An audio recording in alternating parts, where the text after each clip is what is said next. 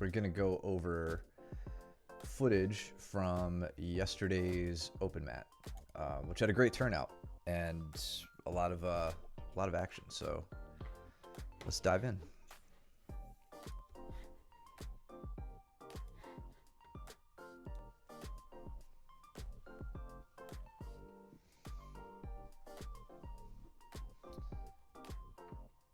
Duncan and Danny, yeah.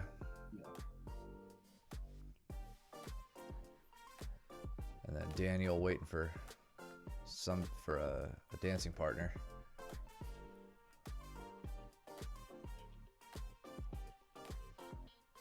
And blocking everything. Let's see.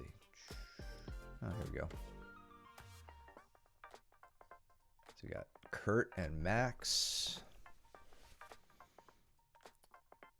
And Daniel and Cody, I believe. Mm-hmm. And then the twins over here by the pillar. I rolled with both of them, which we should have on tape because it was over that corner. Mm-hmm. And they are some aggressive young men.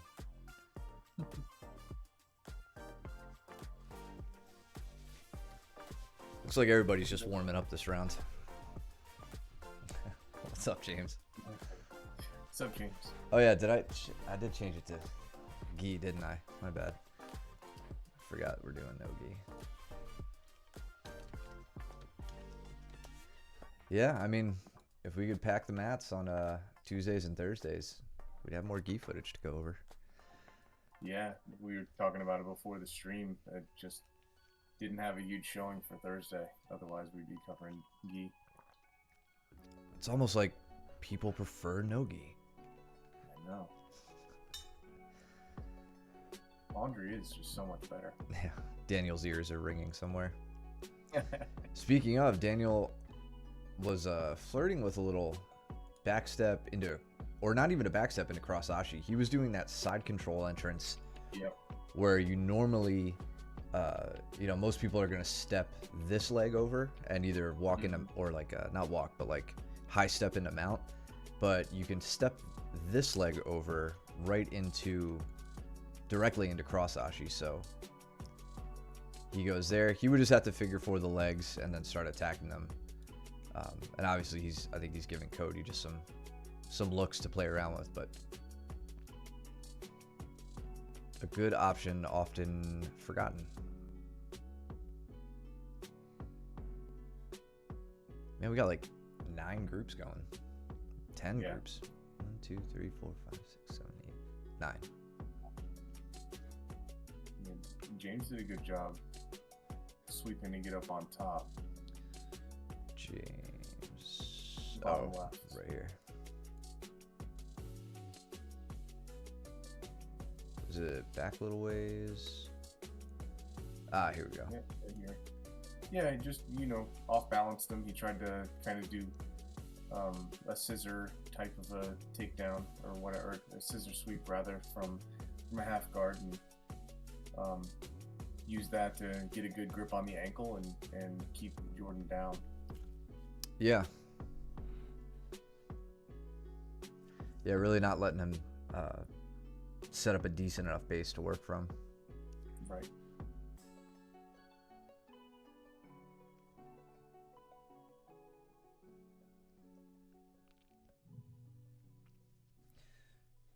And we got Justin and Steven having a nice active role right here.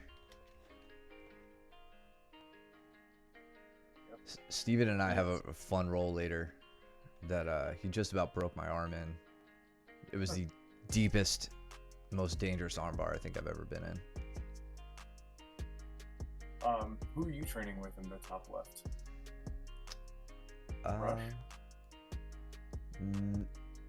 No, so his name's Larry. He's he just came to us for his intro class. He's from another school, blue belt, looking to get back on the mats. I think he had been off the mats for a while just due to like COVID and all that stuff, and he's getting back into it. Cool. Okay, good.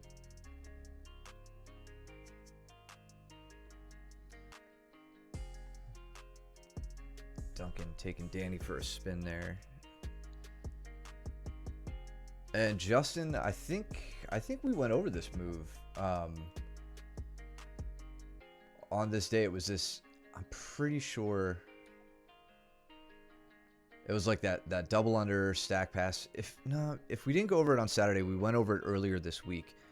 Monday. So it was on Monday. Okay.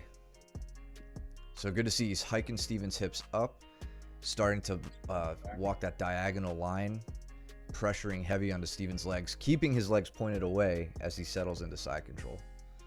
Yeah, very good job there. And then even that, like Steven, it looks like Steven's starting to adjust and like turn back to him. So what does he do? He walks behind his legs right there. Yep. To keep Steven's legs pointed away. Steven manages to get his guard back, but that's the right idea. Mm-hmm. Really, really good.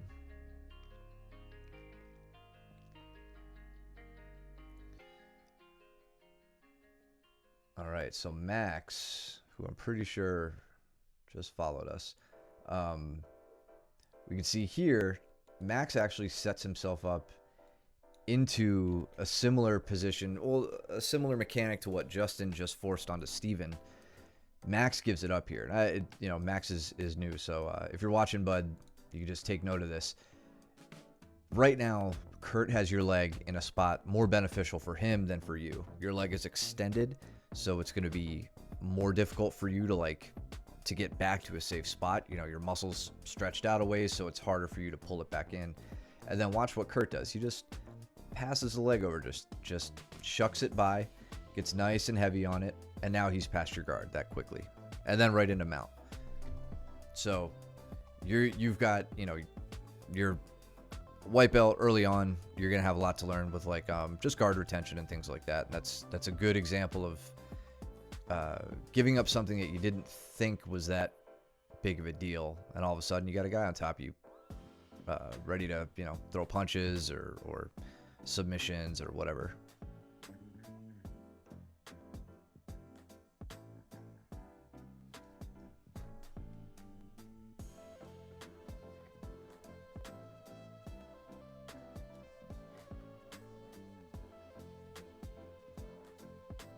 I'm surprised more people aren't just smashing heads. Yeah, it's very crowded.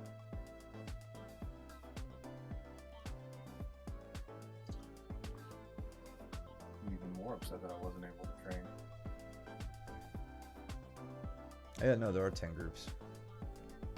Yeah, there's a lot going on. It's awesome. It's a good problem to have. Yeah.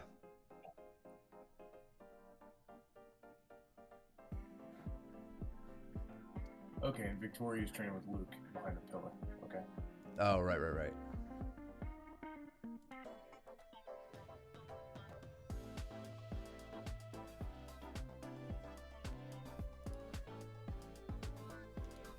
So Max had the right idea there, trying to stand up with Kurt in the closed guard.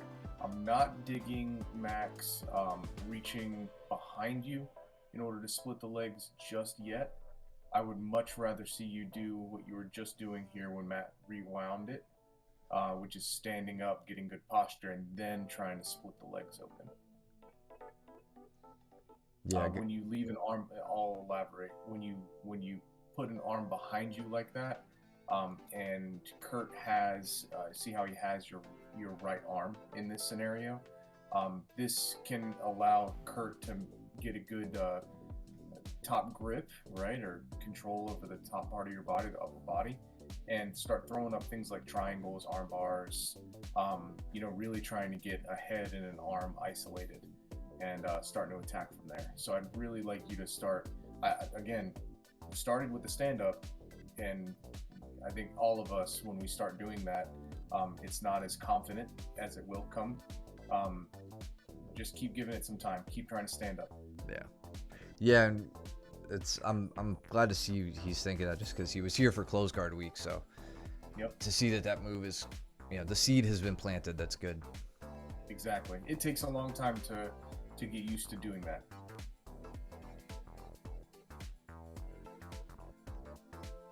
I was actually just talking about that with Mitch today. Same kind of thing. He was, I think he got caught in Danny's guard, in his closed guard, and Mitch is also very new, so the whole concept of a standing guard break to him was pretty novel, but he picked up on it pretty quickly. So.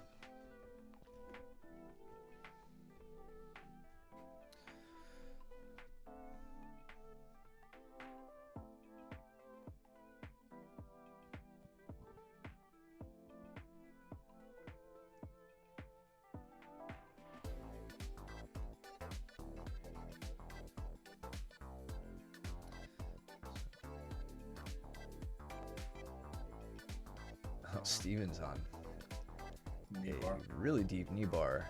Let's see what we got there.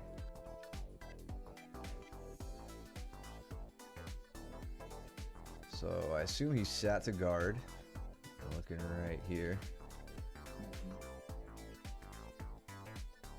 He's got a reverse De La Riva on Joe's left leg.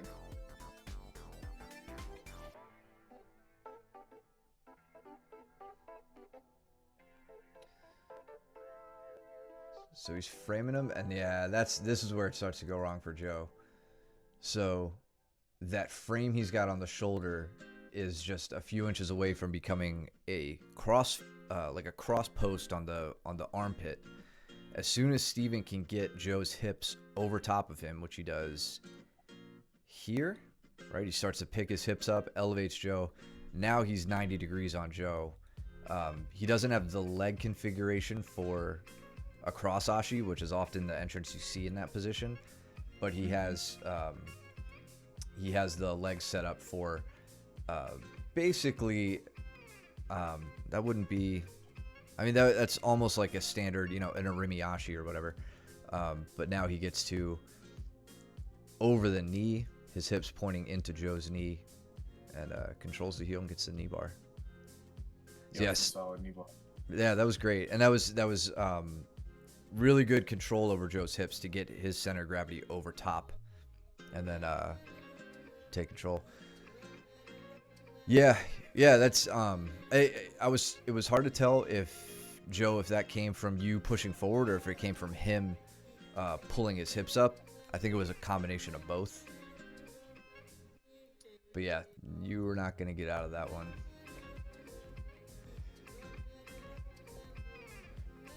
Cody doing a killer job of getting behind his opponents lately. I rolled with him, I think maybe a week or two ago, and arm drags work. I'm fairly confident it was arm drags he was getting on me, but he's been doing a really solid job of getting people moving and then getting behind them, which can't ask for a better situation from stand up. Yes. Look at Justin immediately standing up to break the guard. Well done. See that again? Cody's on his back, turns into the guard. Immediately standing up. Yeah, taking no time. Good.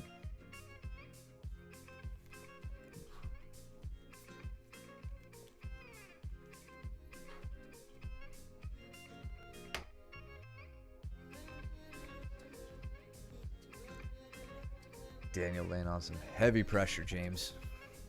Yeah. How you like that? Man, James, I want you to roll with him in the gi one night.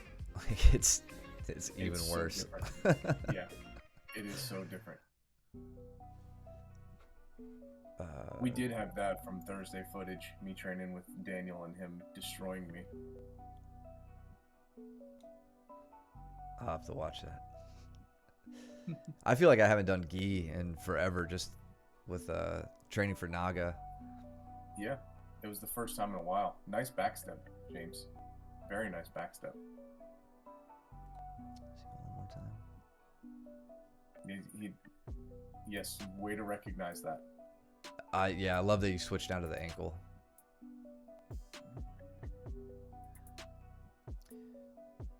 All right, so James, you'll see it later when you and I have our roll, but this is almost exactly how you and I were.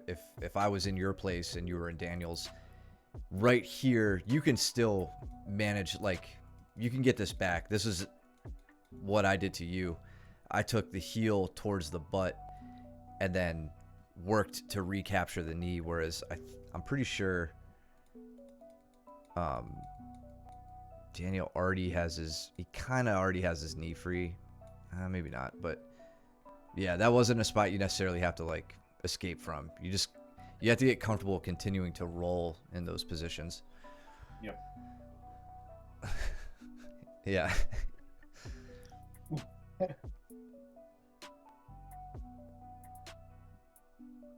I'm glad he didn't do gi at Naga. We would have been there so much longer. Yeah, we should. Would Yeah. had to wait. Look at Kurt giving Danny a taste of his own medicine. Oh yeah, Danny told me Kurt caught him in a reverse triangle. Captures the arm, pushes the head down, and then bam. Good. So deliberate. That was a very deliberate movement. Yeah. Danny's doing a good job trying to keep his elbow down. Yep. Not let it get across the body. Kurt's legs are strong though. Yeah. That does not feel good to be in there at the very least. Yeah, I don't and know whether to finish or not. So something I think he could do from here, like remember we often see Danny using this position as control, not even as a finish. Like Kurt doesn't have the angle for the finish here. But he could dig. It looked like he was trying to dig on a Kimura here a second ago, which I really like. Danny's doing well to hide it. Like you can see Danny's like taking his hips towards his arm to make that more difficult. That's a great dilemma or a great sub to pair that with to like cause a dilemma. Sorry, no, I'm skipping around a bunch. I want to see how they get out of this. Starts, like he gets on the Kimura first. Right. Awkward leg position from Danny. He's trying to stay trapped in half guard here. Well, yeah, he split the legs here at some point, so right around here. Okay. Oh, I see. Yeah, okay, so he's doing that to break open the legs to get out of the triangle. Right. Which is not. Yeah, that is definitely a smart move. But now, I mean, if you notice, even once he gets those legs open, like right here, if he gambles on like cutting the angle around he risks leaving his arm behind. Yeah. Right? So because his hips would have to come around, and he would separate his own arm from his body. So really, what we can't see is the level of control Kurt has on the wrist, which I think is what's gonna make Danny decide, should I go right now or should I wait? Mm-hmm. Since he's waiting, I'm assuming he didn't feel too safe running around the back. That was sweet. James, well done back control wise. Like trying to stay. I mean, Daniel's a force when he's trying to make a move, right? It's very tough to control him here. But well done capturing the back for one. But then watch this movement here to where he does what you do, Matt. He's grabbing the far neck. He's trying to drag him over. And then he winds up crawling up the back again in order to get back control. Ooh, going for a reverse triangle. Yeah. Or a rear triangle. Just got the foot caught. Daniel kept it right here. His James, your right foot is caught. So that's going to make it, I think Daniel knows not to let that foot free. So very difficult to move to the triangle from there. Yeah, but that was a really slick back take and recapture there too, because you could have lost it even sooner, but you reclaimed it back, and that's really an awesome thing.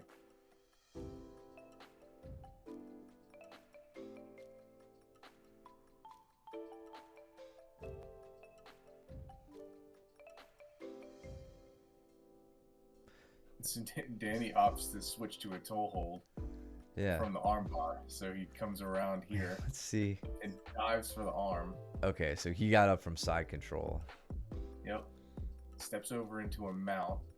Immediately goes for he knows the clock's running down, right? So he's trying to go for a finish here. Dives over, thinks about going for the leg, but then immediately switches to a toe hold. Which Kurt is no slouch on toe holds either. I mean, he counters immediately with it. Yeah, that was good. That was real good. That club by Duncan. Attaboy.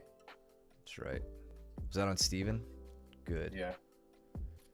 That was like Reggie White kind of club. That was savage.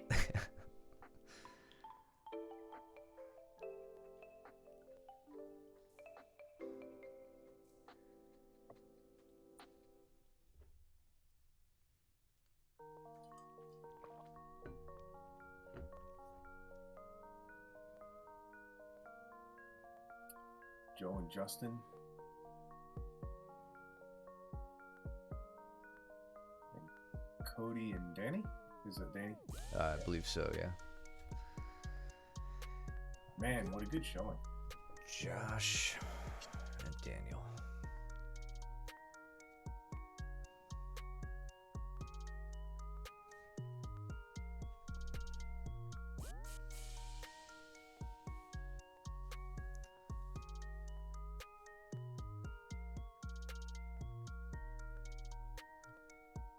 Really hope we see Joe let Justin work here.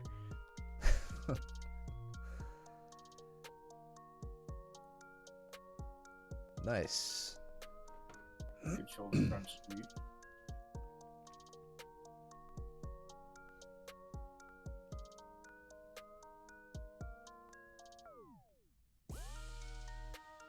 And actually, while I'm thinking about that, on this sweep here, Joe, you make it. It looks like you make it a point to really stretch out Justin, like kind of laterally. We'll look for the finish right here. So you know, Justin's base is very stretched out on the left side. If you're not getting that, you know, a reaction that a lot of people have to this move is to heist their hips up. Right now, Justin's feet are like way extended behind him, so he can't get his hips high. But a few seconds ago, he was up here with high hips.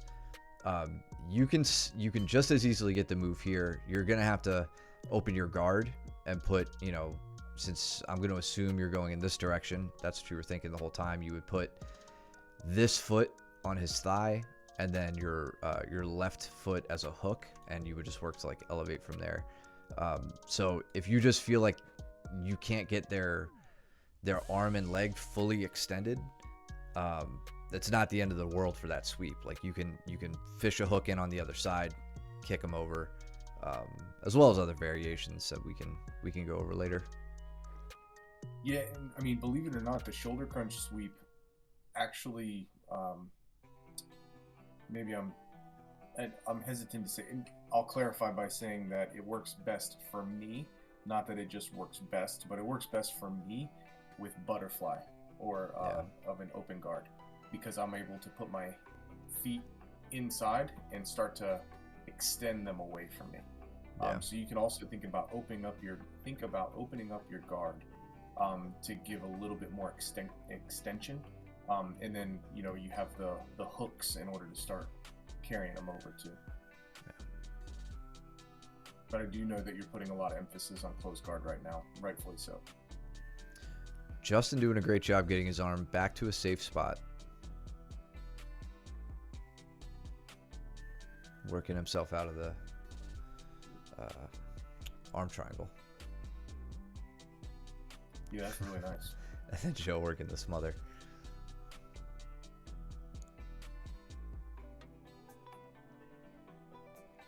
Steven taking a... Just not having it, right? He's Looks like he knows his discomfort threshold fairly well, especially for a white belt. That's good. Yeah, face is peeking out, so he's got to worry about his arm here. Yeah. So Joe starts moving. Oh, I gets it. Okay. Good. I want to go back to Steven and Duncan. Steven working that kind of a shallow half guard. Oh, I'm sorry. Steven was on top. My bad. Yep. So yeah, Steven takes this big step around the leg right into an outside, to like a straight ashi, legs on the outside, and gets a straight ankle. Yep.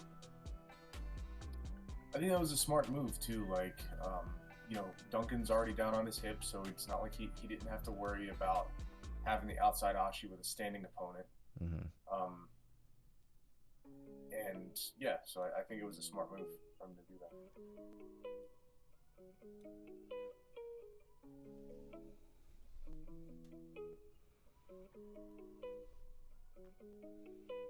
I like that Justin's already, like, this early in his jiu-jitsu game, already starting to come up the middle with those passes. Yep. Like he sees the value in the single leg inside. Joe throwing some interesting looks at him though. Yeah, but look at him. Yeah. Let's watch this again. Let's slow this down. Or normal speed.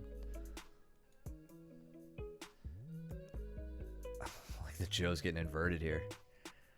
I know. I love that. So Joe, this is great. Big focus though. You got to get that knee to where you can see it and where Justin can't see it.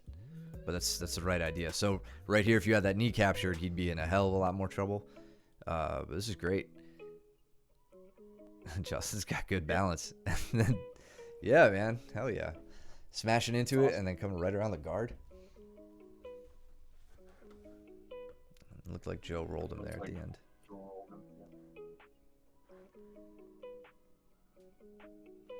Yeah, that's all about the hip engagement. That's a crucial thing for any sort of leg entanglement, especially if you're going for heel hooks and whatnot. Duncan going for the standing guard break. Oh, Duncan. Hey, I mean he broke the guard and he didn't get leg locked in the process. So yeah, that's a win. The only thing disappointing about this, let me look at it again before I say. I feel like right here he just kind of flops. Yeah. You know, which I don't like to see, but everything else prior to that was awesome. Joe dragging Justin back. Yeah, I can't remember if Justin, I may have rolled with him before. I don't stick around at too many open mats. Daniel is just thrashing Josh over there in the corner, I think that's Josh. Yeah. Mm-hmm. It's the body lock around the back. Woo. Yeah, gentle sit down. Mind you, Josh weighs like 210. Daniel just picks him up like he's my size. Yeah, anyway, Duncan, that was a good execution of the standing guard break for sure.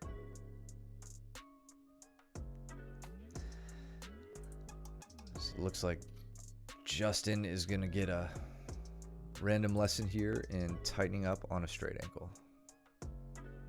Danny's trying to shoot for an armbar from S-mount on Cody here. And it looks like Cody's doing the right thing and trying to get his right elbow down to the mat. What he's got to worry about is that he leaves himself open for the triangle, but it looks like he shucks the triangle immediately. See how he slipped his elbow. If you got Danny like off balance or... Okay. Yeah, he just pulled it right through a little bit of a gap. Looks like Danny made or was forced to make.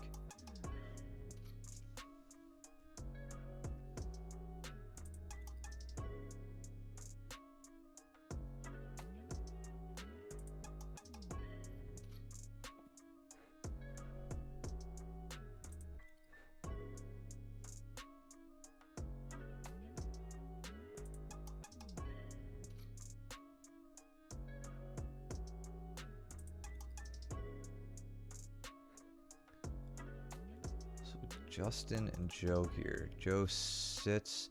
Joe has his guard in. Yeah, Justin just kind of slipped around it. So Joe, I want you, if like the more you're going for, and I know you're working on this actively, but do you like you can probably see it from here and maybe not felt it when you were training, but you need to work on getting Justin on top of you, like directly. I want you to think about over exaggerating the movement, right? So think about when you're pulling somebody into your butterfly that you're sending them overhead. That's how exaggerated I want you to feel.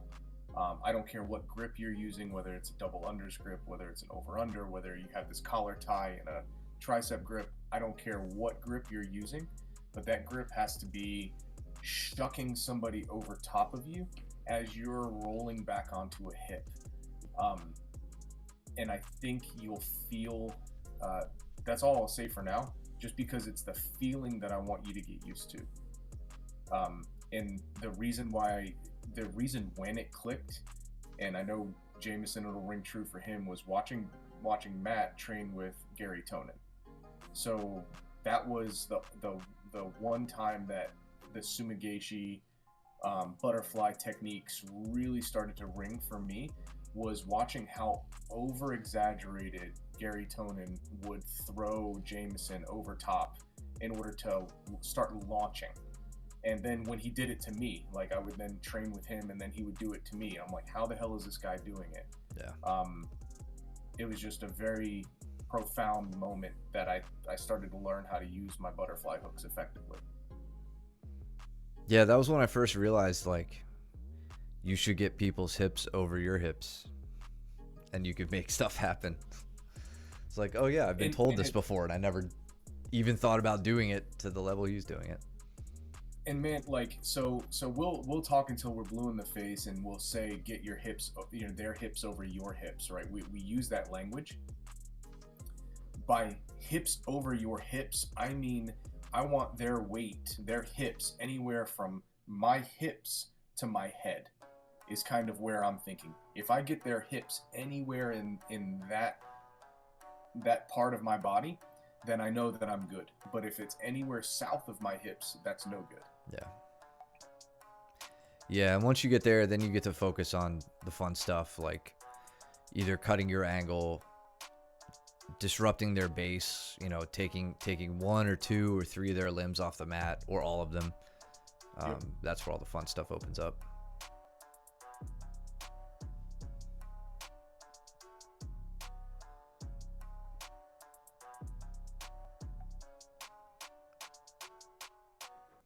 I think Braden over here on the very left-hand most side of the screen hit that takedown from behind on me that he hit at competition, where he just like sits behind you and pulls you over. I'm pretty sure that was the one he did. We got Victoria and Justin getting after it up by the door.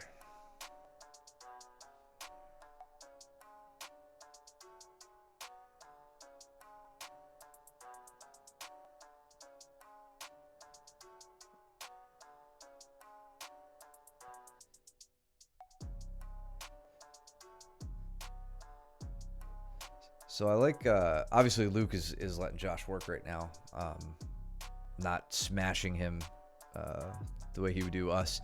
But I like, as soon as Luke gets around the guard, Josh is focusing on framing. It's hard to see just because I can only kind of see his fingertips poking out the side. But he's framing, shrimping his butt away, getting his bottom knee in. Super basic. That's what I want all, early white belts working on. Those are the really simple defensive habits that you have to build in order to get a guard. And even though like defense is, maybe boring compared to arm barring people and leg locking people and all that stuff, it's so absolutely essential. Defense is the only way that you can get comfortable attacking. Yeah. Which is why I'm letting Braden try to armbar me like crazy right now. Yep.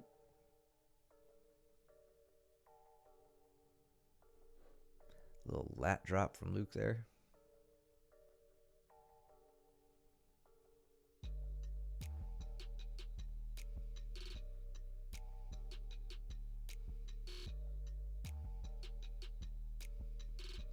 Good guard from James. Steven trying to just kind of like slip right by that top leg.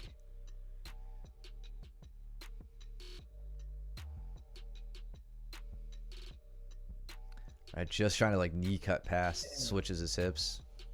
Yeah.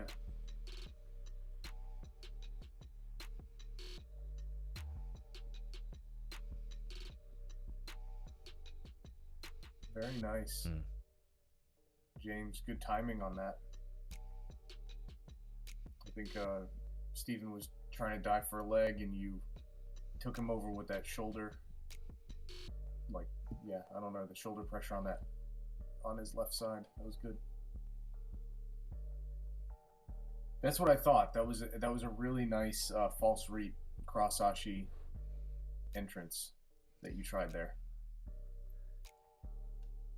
It's right here. Yep. So right here. Yeah, right about here. So he falls in. Then he takes, was it collar tie or yeah, underhook? And then, yep. So in order for this to start to, and you may already know this, James, but what you need to focus on for this false reap cross ashi entrance is blocking the cross face on the far arm. So you do a really good job of elevating, but you're going to need to dive your head up underneath Steven. Again, very much like what I just rambled on about, getting their hips above your hips, right? You're going to need to pull him really heavy on top of you, like way up towards your head, dive in towards his legs, and then the back step, yeah, and then that leg capture would come a little bit more easily. But you could see that Steven's left arm is ready for this, and he's going to come straight in and cross face you, and basically perform a little bit of a knee cut pass. Now, to double down on that, if he does come across with that cross face and you have the underhook, you can also think about wrestling up from that position. You have the underhook and you've won that battle, and you have really good leg positioning. So here, if you think about it, right? If you were to say, "Oh, I don't have the cross ashi entrance. He's got the cross face," right? Then it's you now turning to your right hip, shooting up super high with your left with a big underhook, and then now you're at a back threat, right? You have his back exposed, and you can start going for that type of a move.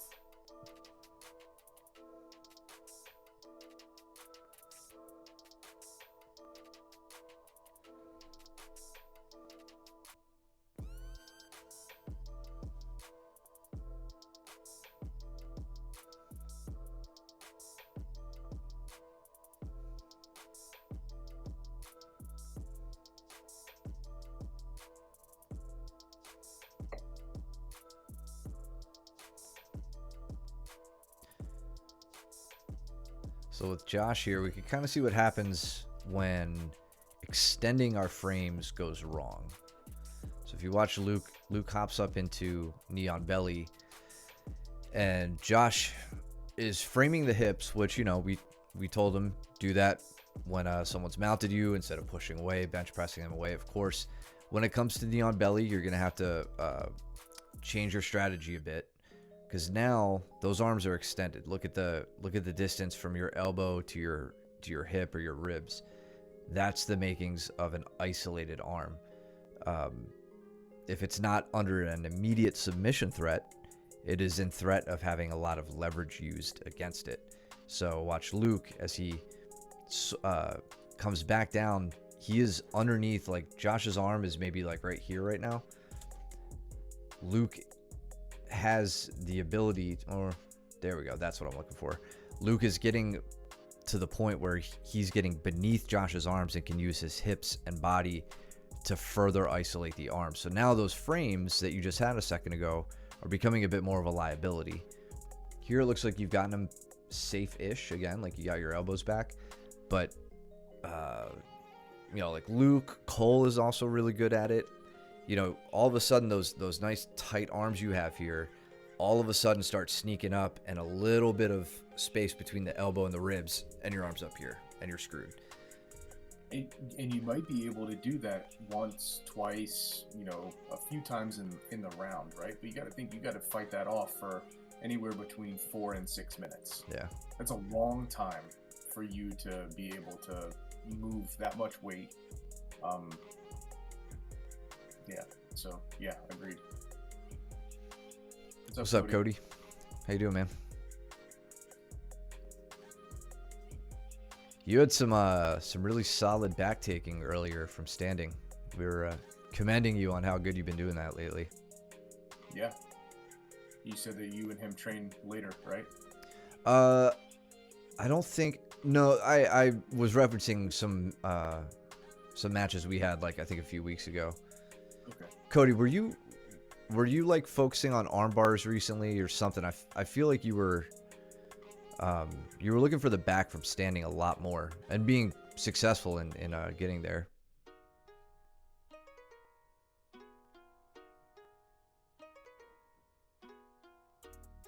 James laying some heavy pressure on Steven right now. Can you go back to the back take from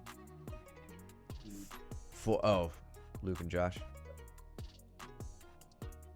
All right, so everybody's heard me talk about incessantly about this knee position with like the chair sit back take. Luke is doing this perfectly, right? I mean,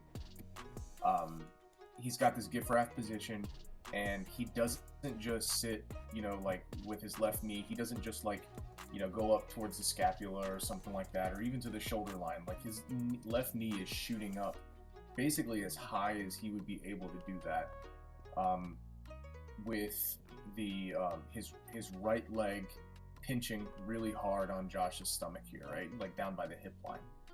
And then he sits back to both butt cheeks. But my point is that I've talked about this a number of times in the streams, to where you should really overemphasize the height of this knee, in order to get to this chair sit back take.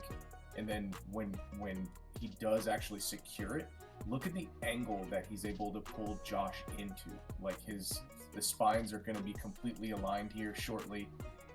He's got that nice long hook on the right side to where he can lock up a body triangle. It's just a really solid back take. Yeah, very basic, very fundamental, but well executed. James back into cross ashi. Oh yeah. See how he got there. So just from this top half guard position to 3/4 mount. Okay. Yeah, so this is kind of cool. I like this for this isn't exactly what happened, but it just reminded me of something I was paying attention to recently. When you're in mount and they trap your ankle and like you just for the life of you can't get it out, you haven't been able to advance in mount by like getting arms up around the back, you can let them take your ankle and then switch sides, right? This is when you made the decision to switch from upper body attacks to lower body.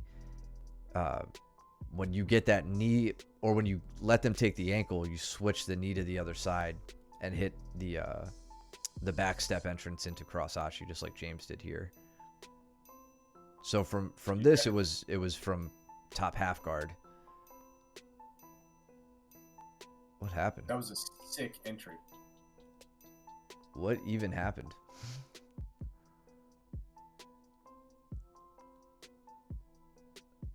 I don't know why James is rolling away right now. I think he might have got. I don't know. Yeah, so James is in the chat, but Yeah. Oh, just the round. Okay, you were just rolling away for okay. the round. Bro, That was a great so entry. Good. Yeah. Such a good entrance. And so, Steven, I think you're in the chat here, but I just want you to notice like how important that bottom leg is to feel safe in this cross ashi position. So can you go into where James gets the cross ashi? Watch what Steven does with his legs, like the leg configurations here as James sits back. He takes the bottom leg out of the equation. Mm-hmm. So James comes through to try and sit. His left leg is the important leg here, right? So the right leg is the reaping leg. The left leg is the one that's securing the knee line. Okay, so as he sits back, Steven is keeping his left leg outside of the reach of James's right leg. And while that might not seem important, it really is very critical, because without the left leg, James can't capture the knee line of Steven. And it completely throws off the cross-ashi position. So it's like a very small nuance here, but like there's no cross-ashi for Steven. Like Steven's not in danger here, even though it kind of looks like he is. Now he's getting a little closer to danger. He is, but briefly. But you see how the left leg is outside? So you see the left knee of James, how it's outside of the knee line completely? The knee line is not trapped. Yeah. I see exactly what you mean. So we have these just for this reason. This is James's knee line. Yep. This is Steven's knee. Really, you would want the knee on this side of the line, is what that's right. What Mike's saying. Exactly. Yeah, so Stevens is able to to shift his legs back and get back up into a top top position. Yeah, he got the knee pointed down to the ground, and James knew it was out. All right, Luke and Daniel.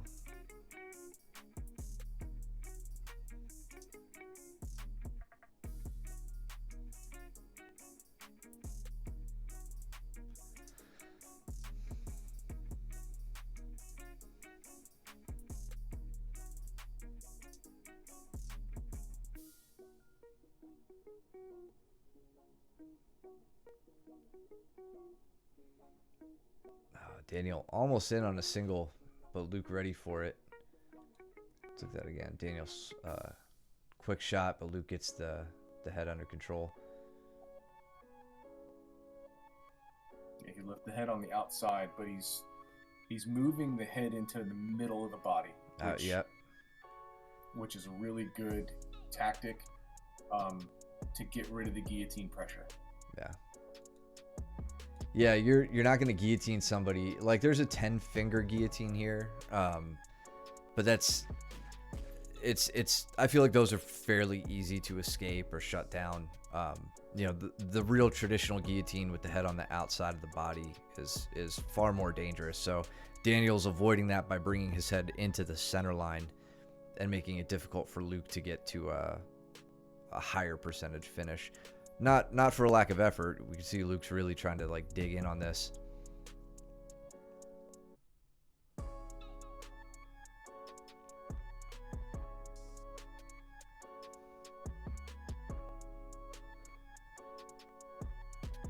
See what Danny and Steven just did.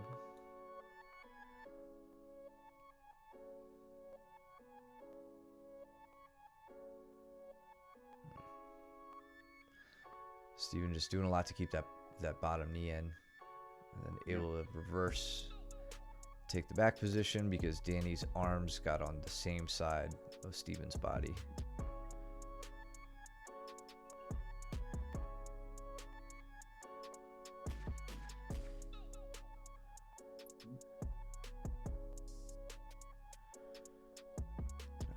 Gavin's taking his turn now, trying to kill me. The other twin murdering me. Kurt's coaching him. Yeah.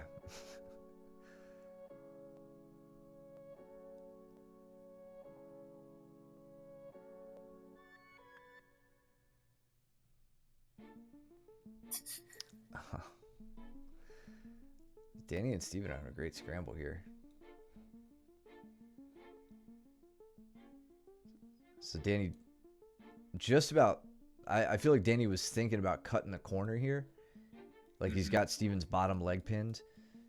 Yeah, but he's leaving the leg behind. Yeah, which Steven is very ready for. And then he gets his arm all the way up in Danny's armpit for that cross shoulder post and is able to isolate Danny's leg. Nice. Hips up for a knee bar from the standing position.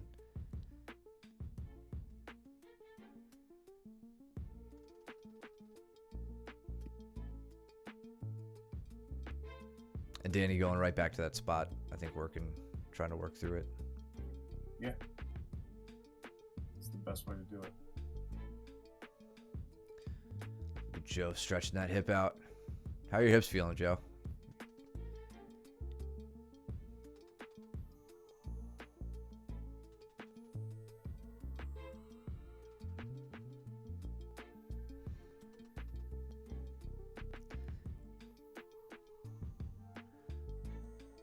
Heel hook. Okay, I got you. Yeah, I'm wondering that too. I couldn't see it, but it looked like it got tight quick.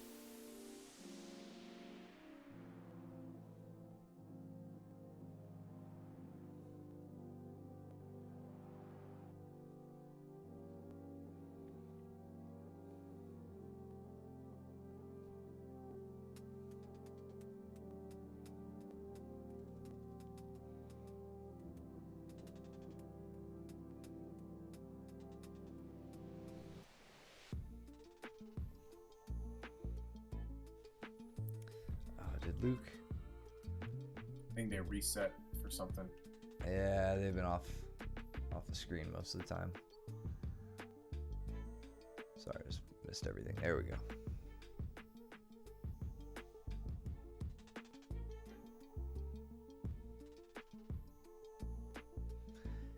Looks like James getting a rear triangle on Max up there in the corner.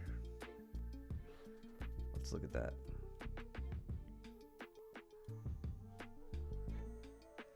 So working from the shoulder or the arm triangle, switches to the back take. But Max's shoulder line was pretty close to his hip, to James's hip. So James opts to take a seated head and arm position here. Got to get the leg free, gets it free, gets the arm over the head. There we go. Looking for the right leg configuration. Nice. And props to Max for I don't know, I feel like he's one of those students, kind of rare, that like right off the bat when they start training they stick around for open mat and just like throw themselves into the fire. Yep.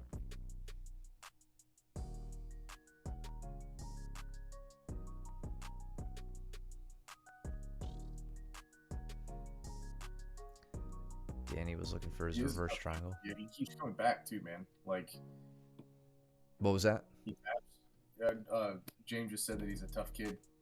I was like, yeah, he just like he taps and then he's like right there to, you know, he beats you to the slap hands fist bump, you know, and he's ready to go again. Yeah. Awesome.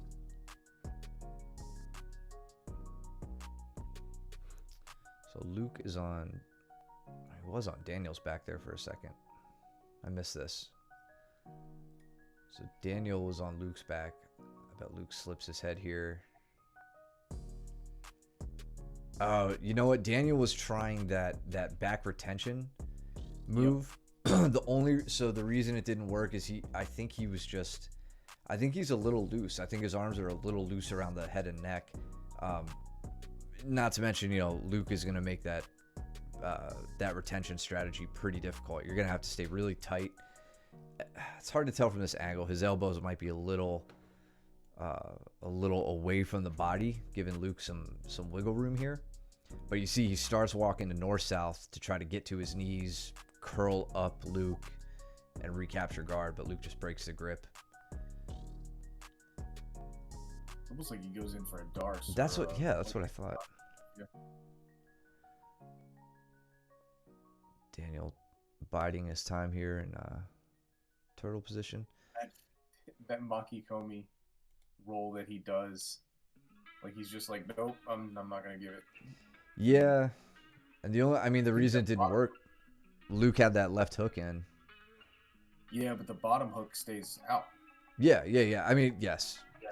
So he doesn't lock up a full back mount, Right. But he also doesn't like launch Luke off of him. Yep. So now he's got to walk his hips out. He's secured the arm, and now he can just break it open and come back up on top.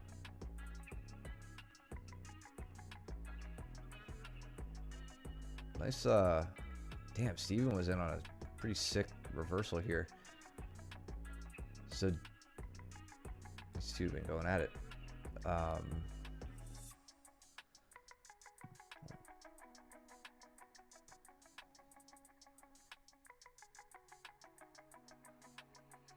So Danny rolls him, gets into Kesa. Okay. Mm-hmm. Grabbing his thigh, doing all the right things. Yeah, if Steven does what I think he does, this is like one of my favorite Kesa reversals. Oh, even better. Let's get choked.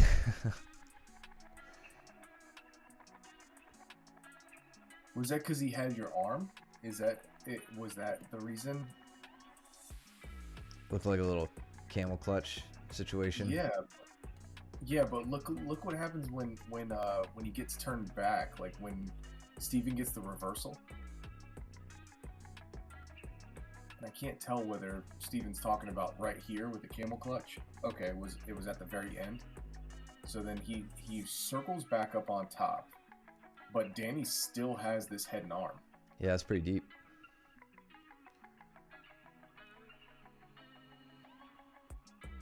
Yeah, I think it was because the arm was in there. Yeah. Danny and Steven always get in those weird ass positions to where it's like you shouldn't have a submission, but yeah, somehow they do. Look at Braden and Steven. Watch this. he was trying to do your move. Yeah. Hit that rolling Kimura. Nice. Ooh, and then he goes in for the leg. What did I get with Kurt?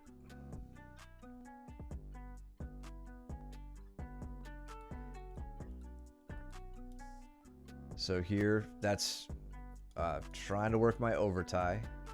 Mm-hmm. Get him moving, and then, okay. It was just enough to get behind him. Yep.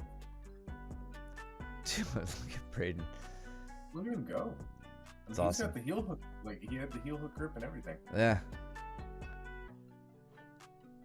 Yeah, I hope they start training open mats more. Even though they're, by far the smallest dudes in the room, they will. What's wrong with that? I think they'll benefit a lot from rolling with all the higher belts. And then they can just bring home some more hardware every time they compete. Damn right.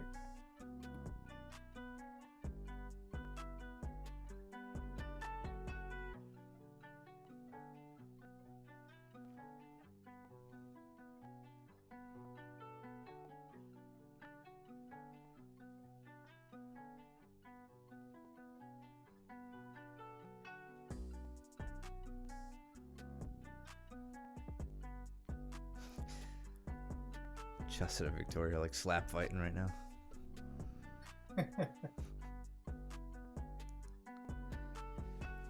Oh, Braden's got the right idea. That was really good.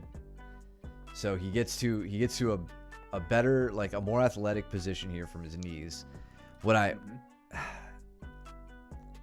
don't like about this, like he's halfway between a single leg and an ankle pick, right? So if Braden took his hand from here down to the ankle, I'd be fine with him leaving his hand, his other hand at the hip. If he brought this hand up to the leg, I would rather see him bring his left arm down, using both legs against Steven's one as he stands up, but drive Steven this way to put all the weight on that back leg. So he's it's like he's working both right now, but not getting the best parts of each. And then he should have gotten that trip. I think it was just a little height factor there. That was really, really good. Like stepping so close into it, just inches. His foot misses by just an inch.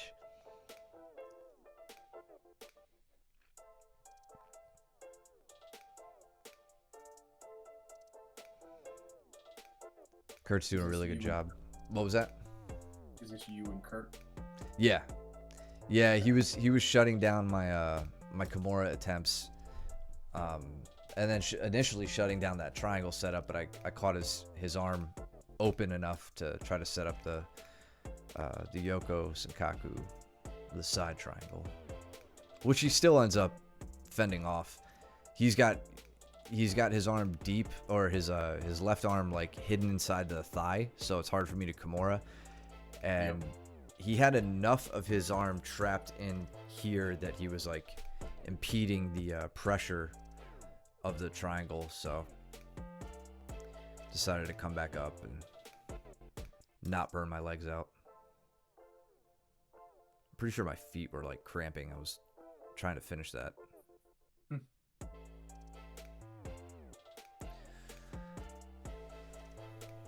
Starting to cross face with my foot, incentivize him to let go. Wait, what were you talking about, Steven? I think he was talking about Danny. Oh, okay. Basketball. Sorry, gotcha. Just saw that. Go back to Steven and Braden here.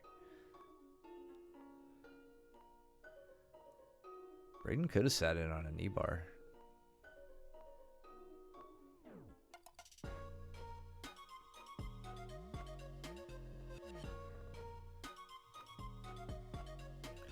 Going for the omoplata. Heck yeah. I like the what's the word? I guess just the frequency of attacks that Braden and Gavin are throwing at us. Not afraid to stand back up. Good shot. Good level change. You got right in them hips. Yeah.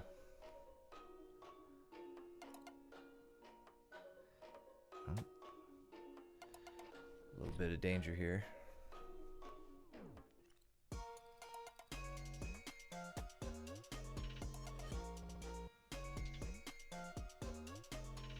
Steve was trying to take the back. That was the dragon's kiss or whatever.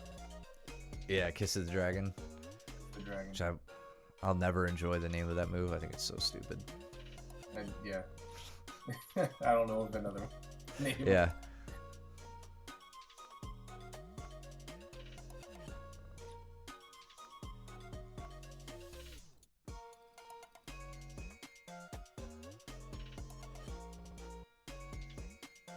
Look at that. Oop. So comfortable. Whoops a daisy. With what? Just with the standing game. Like, he's just... Oh, Braden? Yeah, Braden's just, the way he just comes up, I don't know. You can just see his foot position, like how he's just very comfortable there. Yeah. About clashed heads. Oops. Cody's shoulder popped? No. Cody, what'd you do? Or didn't do? Or a little shoulder crunch action. Shoulder crunch. Okay. Oh, damn. Oof. Alright, good.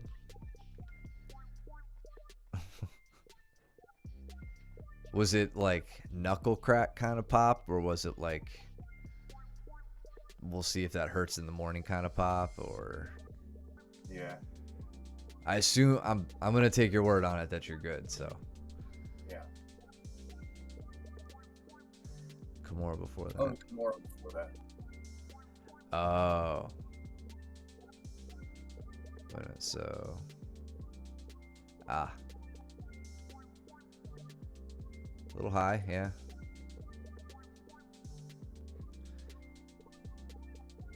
Okay, I got you. So you popped his arm with a Kimura, and then you decided to hit him with a shoulder crunch after that. That's how we do it. Kindness 101.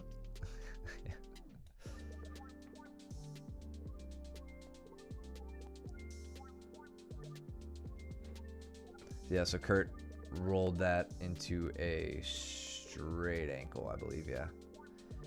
So yeah, from here, I was pretty deep in on his on it, like an inside heel hook. So I was like, cool, let's let him. Or no. I think actually, let me take that back. Yeah, so I had a traditional inside heel hook here, right? That's when I sat for it. And then I wanted to switch my legs to the position we saw Luke Griffith use against Hassan Rita at Who's Number One this weekend, where he went from an inside triangle to an outside triangle. Yes. Right. So this is still a cross-ashi position, but my legs are on the outside as opposed to the inside.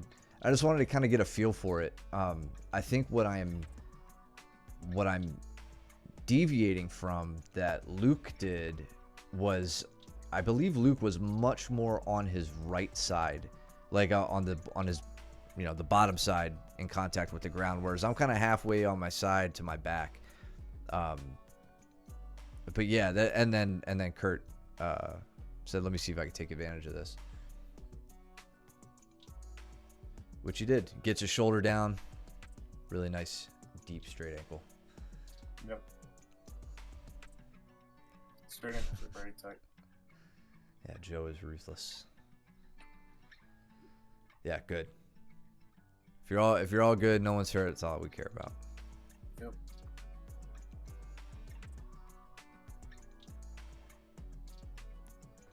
Is that another rolling Kimura from Braden? Yeah.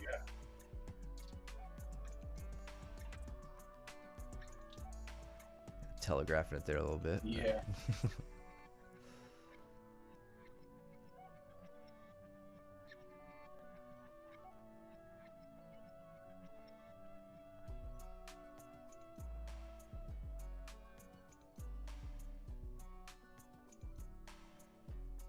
I'm so jealous how easily he gets the knees back in. Like Braden? Yeah, I couldn't do that against you. No. Steven, no, would you sir. roll, please?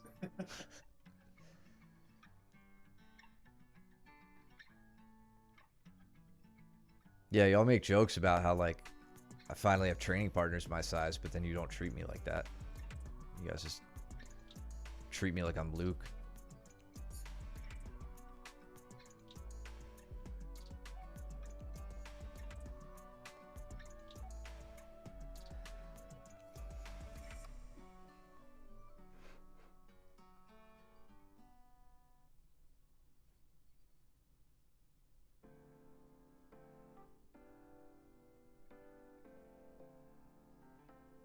Going for my back take, I think I get Steven here. I get him at some point in this round with the rear naked.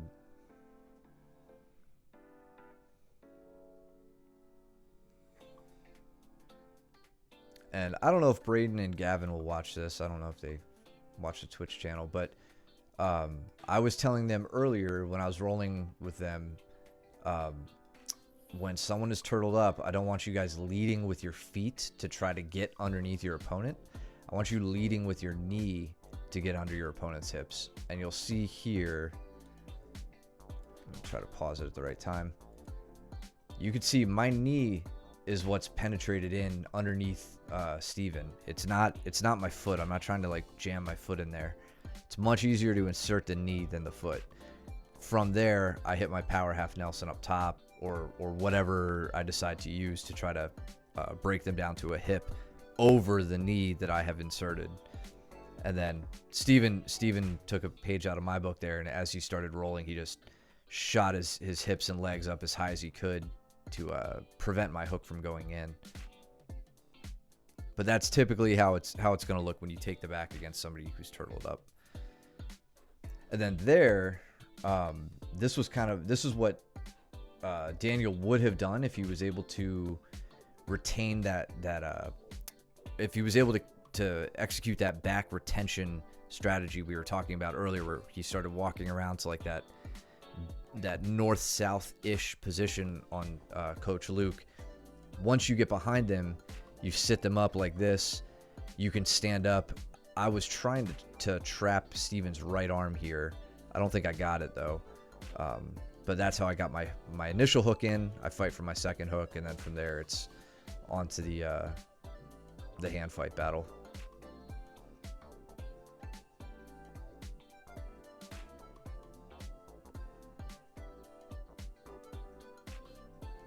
And then a little bit of a fight at the end, but I got it.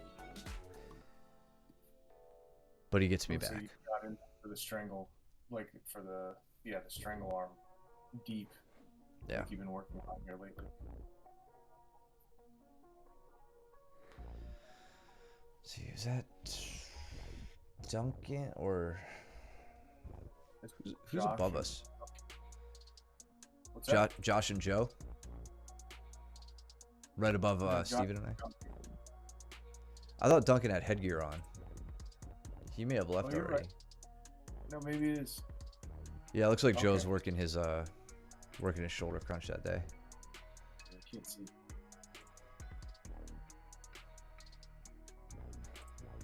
That was a fun little ankle pick. Yeah. So, and I Yeah, did, he was on the head. yeah, I kind of did this before in the first roll with Steven, where I started losing the positions I wanted from the seated position or from the bottom position. So I get control of the head and I just start to extract myself. I get away. He left the leg behind, so that was easy enough to get. But I really, I mean, you guys probably know by now, I really like the use of the front headlock position when I'm like forced to sit on my butt. I use that front headlock to stop you from progressing forward. I can then extract my hips out from underneath you and then work to take a top position. Doesn't always work, but it's a good strategy for when you've maybe lost that leg entrance you thought you had or something like that.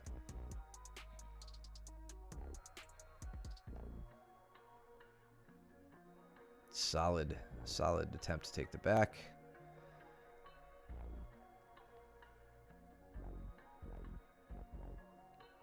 Nice movement from Josh against Joe here. Looking to watch Josh hop over Joe's legs. Just get right around.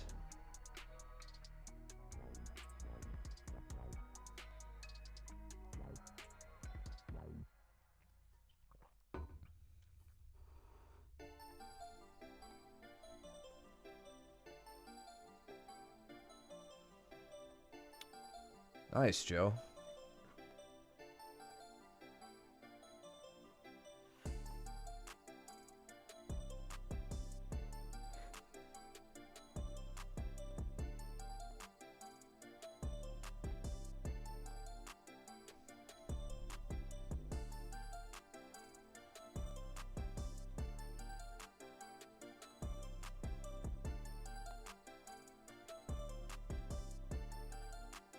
Steven doing a really good job here keeping his arms safe.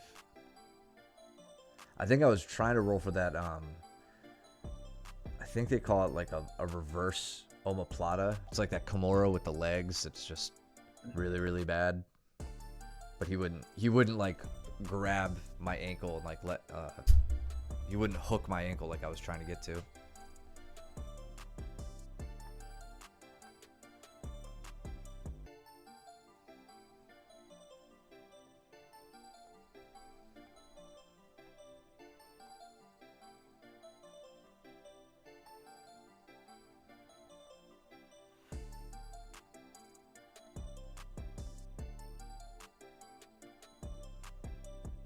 So Joe, for you, I just want to point this out.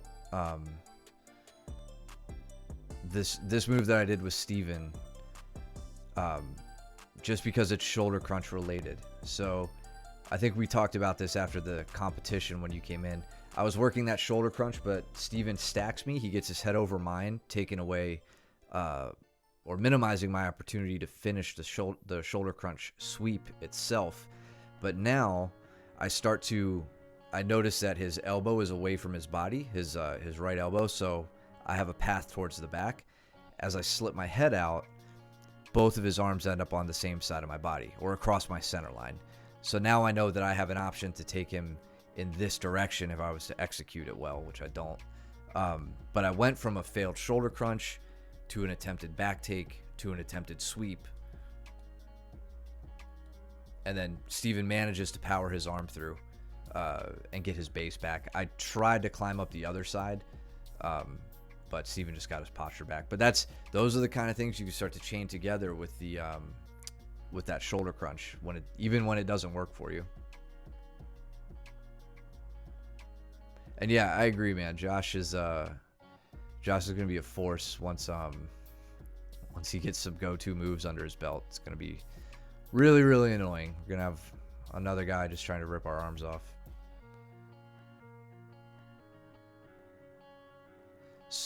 Oh, this whole exchange with Steven was insane. All right, I want to slow this down.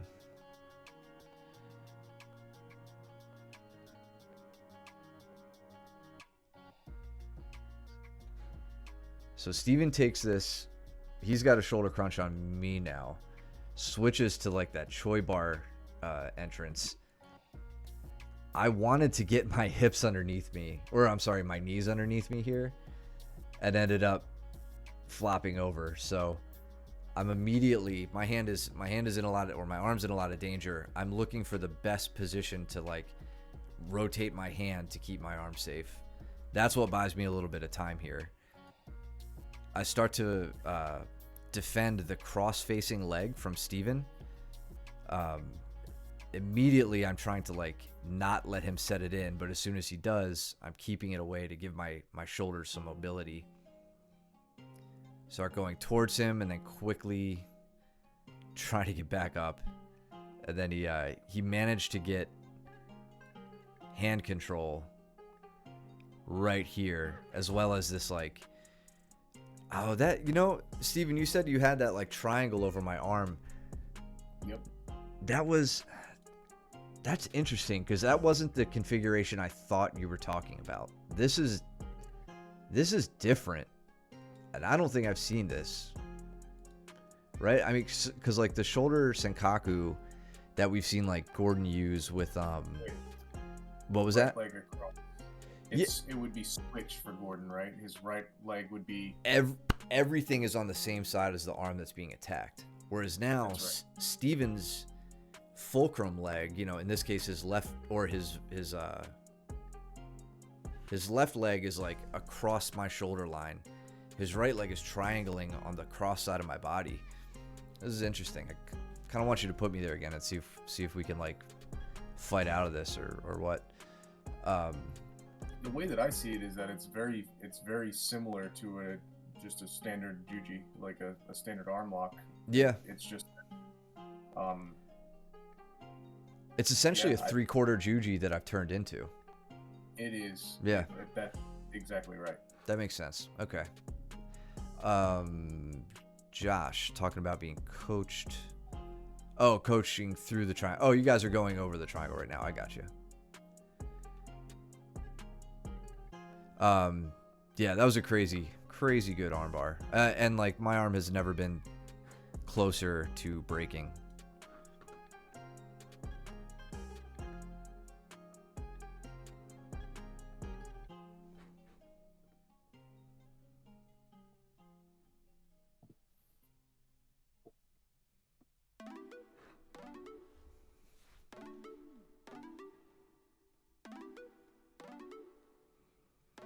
See, Cody's giving Mitch a bit of an open guard tutorial. Nice. You go back a minute, like yeah. the beginning of the round. Yeah, you're right, James. Except for the time it actually did break. What are we looking for? Luke. The takedown on Daniel. Oh, did we get that? Okay. Yep. Nice, yeah. So Luke over here under the chat. Let's turn that off for a second.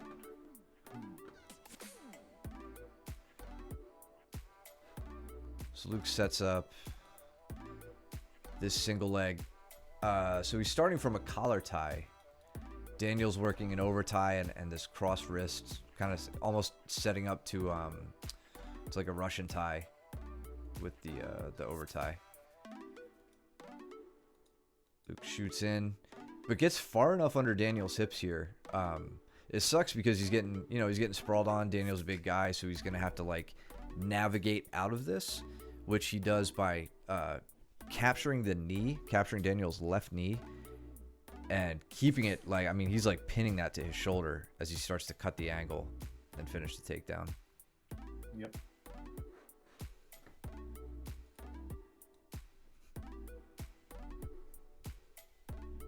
Should say, James, in that case, my elbow had never been closer to breaking. Whereas it was essentially my shoulder that broke. Look at Steven mercifully not strangling Max here from standing position.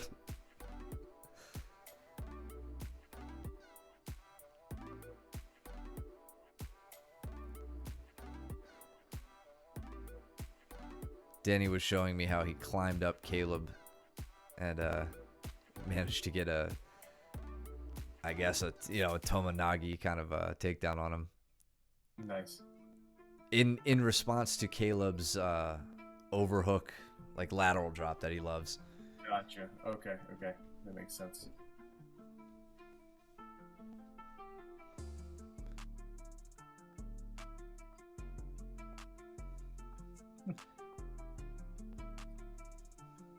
Debatable.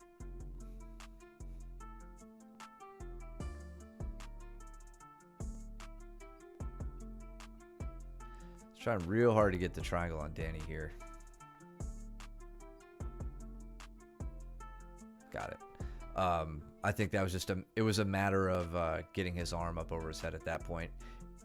I kind of started from a traditional triangle, right? From the front, the Emote, Senkaku, made my way around to the rear.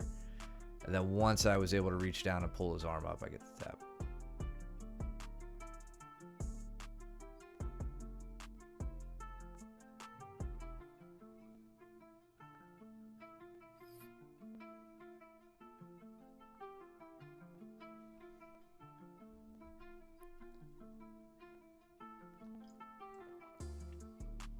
That's a nice pull into a double leg. It's like you pulled into the legs and then you shot in for a double off of not being able to get into the legs here. I came around and captured that ankle, and then I think I went for the knee tap on the side. That was a string of three or of two techniques together, right? That's what we always talk about. Is the first one doesn't work, then you always have to have a backup. Yeah, if I'd kept my knees in, I may have been able to do something with his legs, but I'll take a takedown. Position, yeah.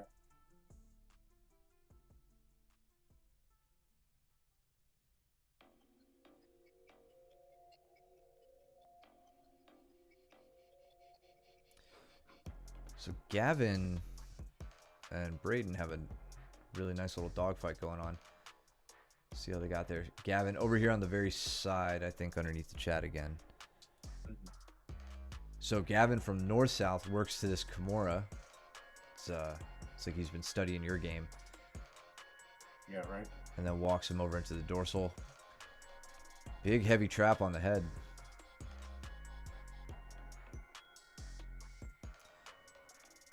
So now I think Gavin's got to work on figuring out how to break grips. That's going to be That'll be the next lesson. Yeah.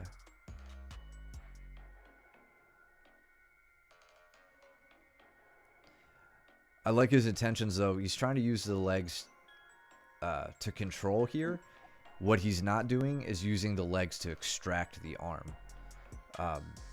From this like cross Kimura position, that's like the real benefit of it. The fact that you can employ your legs when an arm is deeply hidden. Oh, nice.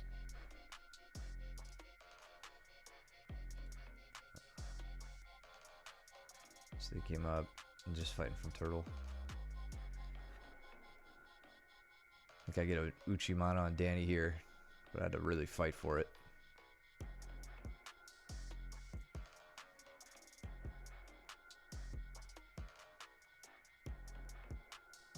Then he just takes my back instead.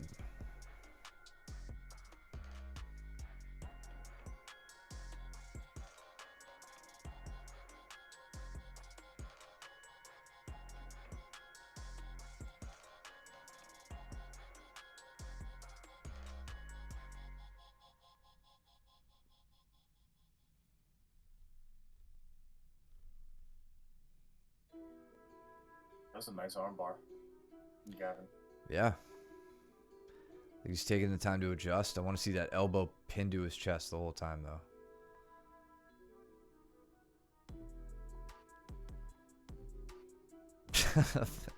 These kids, man. They're too rubbery. You didn't have it. Yeah. I probably would have tapped. If Gavin had that on me, I would have tapped at that deep. Yeah. Especially after what Steven did to me.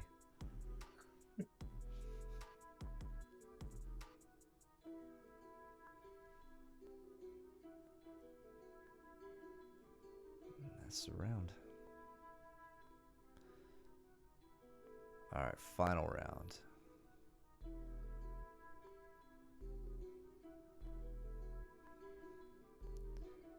James telling me all the different ways I could really, really hurt him.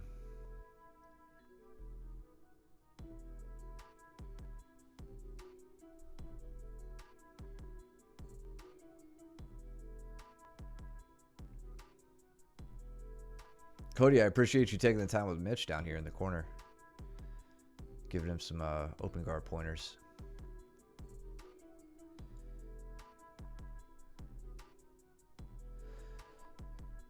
So, James, since I know we talked about it, but since we have the video here to help us out, we can just look at this little exchange.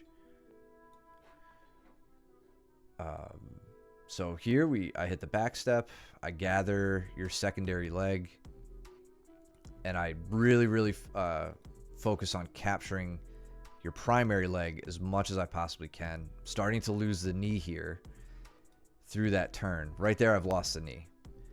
So in order to keep it, I take your heel towards your butt. Or, maybe, was that a different? Oh, okay, never mind. I'm sorry. That must have been a different different part of the roll. Unless I didn't do nearly as much as I thought I did. I guess I never lost the knee line. You didn't lose the knee line. Okay. What happens though is that you emphasize the bend in the knee. I know I sound like a broken record because I always say the same thing, but like you use the bend in the knee. So here, can you go back to where he was facing the mat? Here. So watch what you do with your right hand and your right and left hand. Take his hand or his heel, and you push his heel to his butt with your right hand, and then your left arm goes back and hook up the heel hook grip. Okay. You weren't able to get to the heel hook right there because you could have finished right there if you were able to secure the grip, but you were able to secure it when he rolls back down to the mat. Mm-hmm. So you're covering the heel, but you haven't got the heel hook. Here you've put a nice stop in it, and it looks like you've scooped up the heel in the transit. But that bend in the leg is what prevents, like if you got a bend in the leg, then James can't get his knee line free. Right. It's impossible, right? If you've got your two legs pinned together around his knee line, once you put a bend in his knee, he can't pull it free. Yeah, which I think we started talking about that here. I don't know, when I was doing it, I felt like the push of his heel to his butt was more pronounced than it looks now watching it. But I did do it there. I think I did have to recapture his knee. It's just hard to see from this angle. Because otherwise I would have just like kept rolling and tried to hit it. But then like having to push the foot where I did. In any case, James, that was the I believe that was the exchange we were discussing after this match.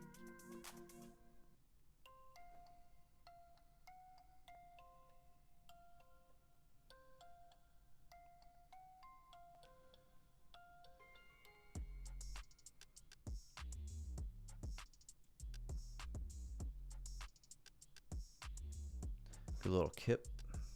It was a nice kip. Yeah.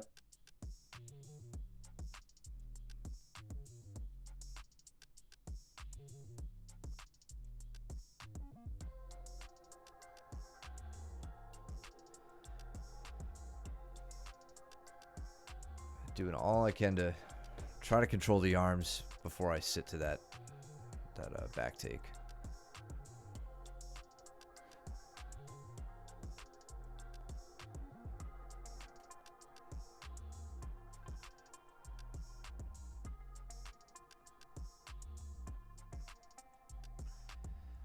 And from here,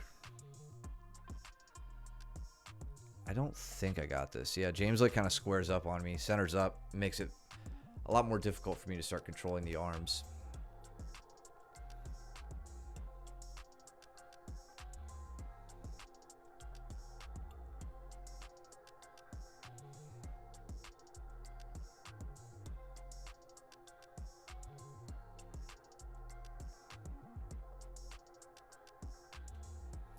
That was good. I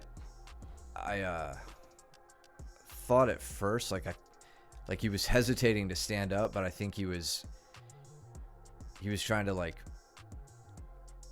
get the standing guard break without me being able to like bring my hips down and enter into the legs. Yeah. Like he was trying to time my counter. And then he had that straight ankle grip, and just didn't manage to sit through to isolate the leg. But I mean, James, that's a perfectly reasonable thing to try too. Like you stand up with that, get that straight ankle grip, and then come into a leg lock from there. If you say you're tired and you don't feel like trying to pass at that point.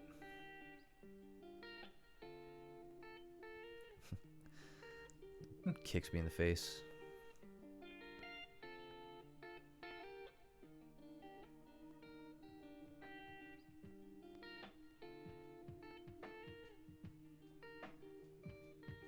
No, you didn't. You didn't. You almost did.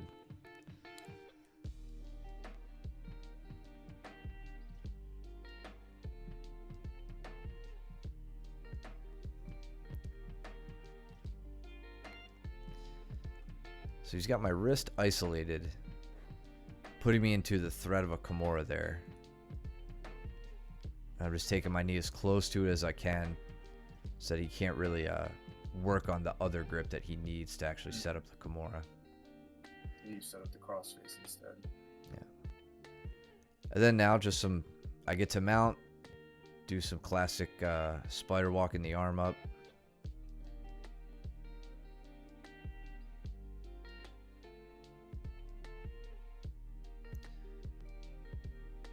And one thing I think I tend to screw up here is I get a little too eager to move to like S mount or something, and I end up losing position all the time. I think I lose it here too. That's not the way I would prefer to finish that, or even attempt to finish it, because I don't think I get it here. Oh yeah, I jammed my cup into the sternum. Cup to sternum is the new smother. That's it's gonna take the jiu-jitsu world by storm. But anyway, cool. Man, that was one of the most active Saturdays we've had in a while, which is really great, not counting comp class. So glad you guys are getting out there and putting in some work on the weekends. We always love to see it. Let's see, we've got one more week of open guard coming up. So that's what we'll be doing tomorrow and for the rest of the week, before moving on to half guard. Yeah, thank you guys. Thanks for hanging out on your Sunday night with us. We appreciate it as always. Let's see, any big business coming up? I don't think there are any competitions yet that people are prepping for that I know of. No. Yeah, cool. So in any case, follow us here. If you guys are lurking in the chat, we really appreciate it. Half guard, known as the best guard. Did Luke, is that you? Did you steal James's login? We'll see you guys at class tomorrow. But yeah, follow us here, subscribe here, all that stuff. Use your Twitch Prime. We really appreciate it. There are a lot of streamers out there, and you choose to watch us. So thank you for supporting us. Subscribe over on YouTube as well, where we will upload this so you guys can check it out for all eternity. You're very welcome, Max. Thanks for dropping in the chat and hanging out and watching. Hope you pulled something away from it today. In any case, yeah, trim your nails and do your laundry and don't be stinky, and get back to class tomorrow and dress warm. Later. See you guys. Yeah.